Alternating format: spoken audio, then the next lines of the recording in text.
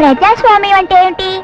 ఏముంది, ఎలక్షన్లు వచ్చినప్పుడు డబ్బులు పంచడం, చాలా తాగించి ఓట్లు వేయించుకోవటం, గెలిచిన తర్వాత మమ్మల్ని బొక్కలో దోయటం. ఇదేరా ప్రజాస్వామ్యం అంటేనా? సార్, ప్రజాస్వామ్యం అంటే ఏమిటి? ప్రజాస్వామ్యం ఏముంది బాబు, ఉద్యోగులకు సమ్మె చేసే హక్కు, పోలీసులకు కాల్పులు జరిపే హక్కు, పత్రికలకు వాటి ఇష్టం వచ్చినట్టు రాసే హక్కు, ప్రభుత్వాలకు నిరుద్యోగులు తయారు చేసే హక్కు, నాయకులకు ఆ ప్రభుత్వానికి కూలదోసే హక్కు. ఈ హక్కుల్ని చిందే ప్రజాస్వామ్యం బాబు. మాస్టారు, ప్రజాస్వామ్యం అంటే ఏమిటి? ప్రజలందరూ కలిసి ఏర్పాటు చేసుకున్నదే ప్రజాస్వామ్యం. అంటే ప్రజలు తమ సుఖ సంతోషాల కొరకు, రక్షణ కొరకు కొన్ని నీతి సూత్రాలను, న్యాయ గ్రంథాలను రాసుకున్నారు. కాబట్టి ప్రజల కొరకు, ప్రజల చేత ఏర్పాటు చేయబడినటువంటి ప్రజల యొక్క ప్రభుత్వమే ప్రజాస్వామ్య ప్రభుత్వం. అయితే ఆ పార్టీలో ఏ పార్టీ గొప్ప సార్? పళ్ళుడగొట్టుకోవటానికి ఏరా అయితేనేం బాబు. నా ఒంటి మీద చొక్కా లేదు, నేను ఆ జెండా తీసుకోవచ్చా? కట్టుకోవటానికి బట్టలు ఇస్తామని వాగ్దానం చేశారుగా, తీసుకో. చూడు బాబు, ఆ పై జెండా మాత్రం ముట్టుకో. అలాగే.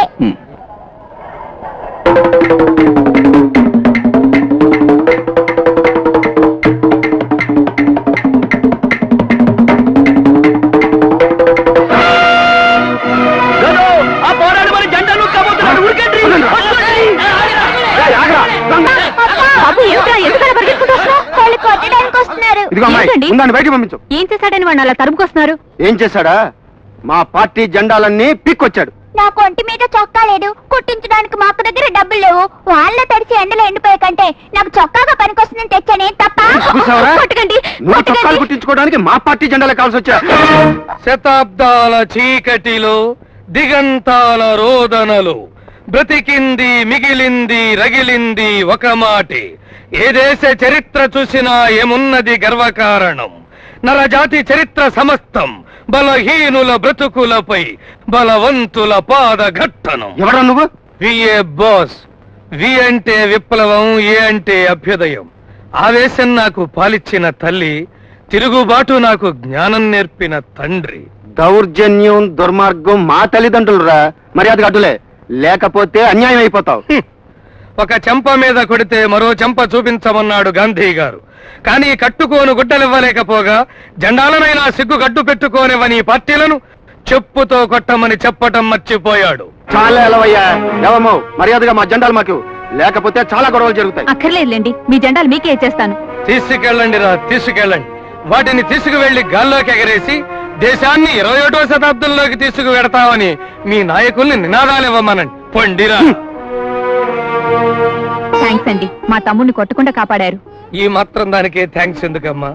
ఈ దేశంలో పనికిరాని పార్టీల జెండాలన్నింటినీ తెచ్చి పేద ప్రజలకు జనతా వస్త్రాల పంపిణీ ఎప్పుడు చేయిస్తానో అప్పుడు చెప్పు థ్యాంక్స్. చాలా విచిత్రంగా మాట్లాడుతున్నారు.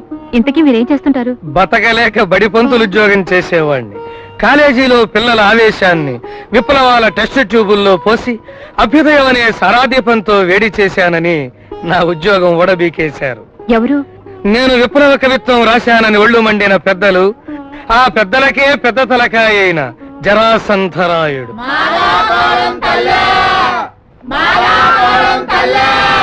చిచి, వెద ముష్టిగోల.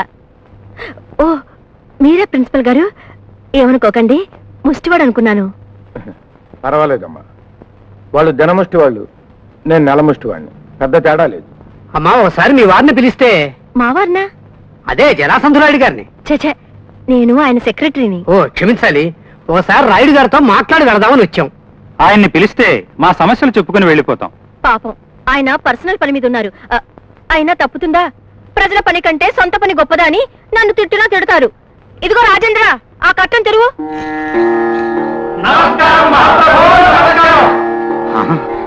అయ్యయ్యో భానుమతి, ఏమిటిది ఇటువంటి సమయంలో? అయ్యా జరాసంధరాయుడు గారు, మిమ్మల్ని ఇలా చూస్తుంటే మొగుడు కళ్ళు లేవని తను కూడా కళ్ళ గంతలు కట్టుకున్న గాంధారీదేవి గుర్తుకొస్తుంది.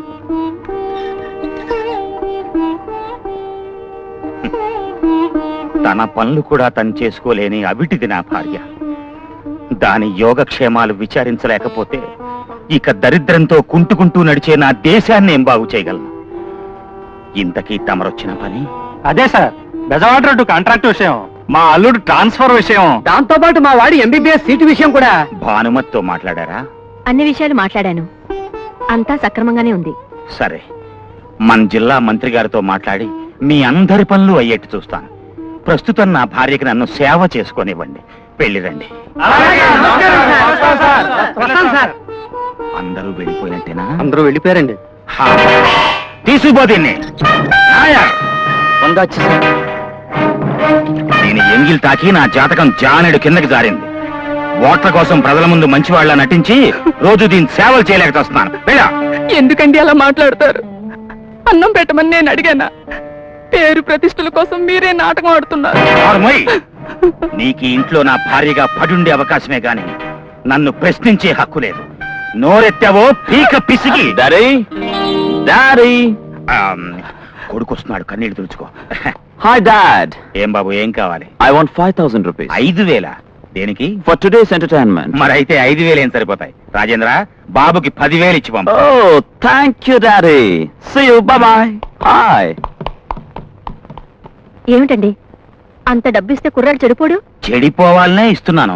ఏమిటి, కన్న కొడుకు చెడిపోవాలని కోరుకుంటున్నారా? దీన్నే బ్లడ్ థియరీ అంటారు. 20 ఏళ్ల వయసు వచ్చిన వాడి రక్తం నీతి, నిజాయితీ, న్యాయం, ధర్మం అని ఉరకలేస్తుంది. అదే 40 ఏళ్ల వయసు వచ్చిన వాడి రక్తం నా వర్గం, నా బంధువులు, నా కుటుంబం అని ఆరాటపడుతుంది. అదే 60 ఏళ్ల వయసు వచ్చిన వాడి రక్తం నేనే అహం బ్రహ్మాస్మి అంటుంది. అది సరే, అతనికి డబ్బు ఎందుకు ఇచ్చినట్టు? ఏం లేదు, వాడికి ఇప్పుడు సరిగ్గా 20 ఏళ్లు. నీతి నిజాయితీ అని ఉద్రేకపడ్డాడనుకో, నన్నే బజార్లోకి ఇడుస్తాడు. అందుకని ఎక్కువగా డబ్బిచ్చి సరదాల వైపు, సరసాల వైపు మళ్ళిస్తున్నాను. నమస్కారం సార్. ఇదేమిటయ్యా, నువ్వొచ్చేంతసేపు అయింది? మీరు అన్నం పెడుతుండగా వచ్చానండి. అహం బ్రహ్మాస్మి వరకు అన్ని చూశానండి, అన్ని విన్నానండి. గూఢచార విభాగంలో ఉండాల్సిన వాడివి నువ్వు ప్రిన్సిపాల్ ఎలా అయ్యావయ్యా? అరచేతుల్లో గీతల్లో అచ్చుతప్పులు పడ్డాయండి.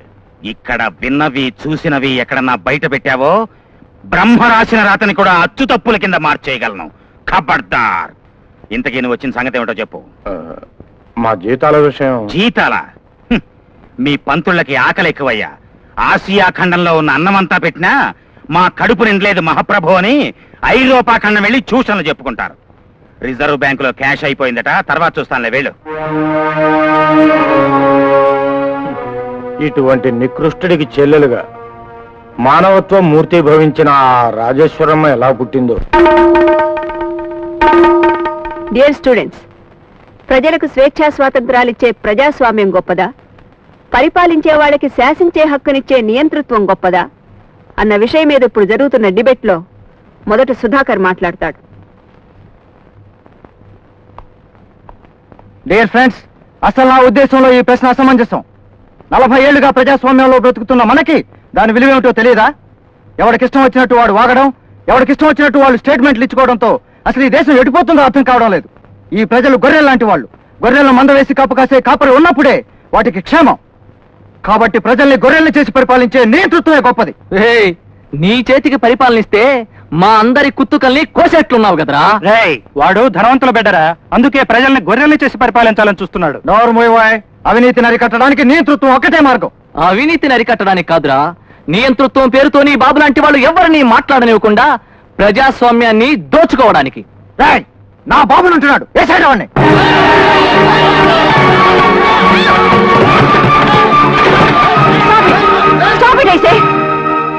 ప్రజాస్వామ్య ప్రియులు అని చెప్పుకుంటూ అతని మీద తిరగబడినప్పుడే తెలిసిందయ్యా మీకు ప్రజాస్వామ్యం అంటే ఎంత ఇష్టం. నియంతృత్వాన్ని పొగుడుతున్న నీకేం తెలుసు సుధాకర్ దాని నిజ స్వరూపం? అది 1000 తలల ఆదిశేషు. నియంతృత్వాన్ని గెలిపిస్తే నీతికి నీడుండదు, నిజాయితీకి విలువ ఉండదు. ప్రజాస్వామ్యం గొప్పదైతే మరి ప్రజలందరూ సుఖ సంతోషాలతో ఎందుకు ఉండడం లేదు మేడం? ప్రజాస్వామ్యం పుస్తకాల్లో గొప్పగా రాయబడింది, కానీ ఆచరణలో అవినీతి పరులు దాన్ని అల్లరి చేస్తున్నారు. 10 సంవత్సరాల క్రితం దొంగ దొంగ నరిస్తే 100 మంది కర్రలతో బయటకు వచ్చేవాళ్లు. కానీ ఇప్పుడు దొంగ దొంగ నరిస్తే అందరూ తలుపులు మూసుకుంటున్నారు. ఎందుకని? 10 సంవత్సరాల క్రితం ఒక ఆడపిల్లని అల్లరి చేస్తుంటే రక్త సంబంధం లేకపోయినా, వావి వరుసలు తెలియకపోయినా 100 మంది ఆ పిల్లను కాపాడేవాళ్లు. కానీ ఇప్పుడు నడి బజార్లో నగ్నంగా ఒక ఆడపిల్లని నడిపిస్తుంటే అందరూ తలలు వంచుకుని వెళ్లిపోతున్నారు. ఎందుకని? మనకి సంబంధం లేని విషయాలలో మనం తలదూర్చడం ఎందుకనే అలసత్వం.